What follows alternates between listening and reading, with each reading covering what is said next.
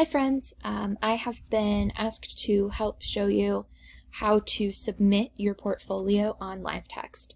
So I have just logged into my LiveText account, and what shows up first for me is the dashboard. On the dashboard, our class should be located under the assignments section. This should just show up for you right away. You shouldn't have to click around to find this.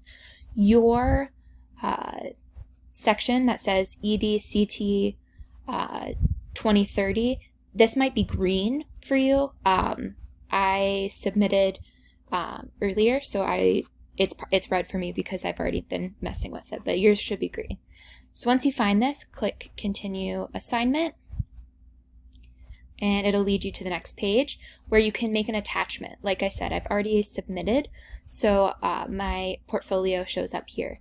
But when you hit attach, your portfolio should show up. So just go ahead and click it to attach, it'll show up, there it is, and big red button to submit your assignment. You want to go ahead and click that you are sure, and there you go, it is submitted.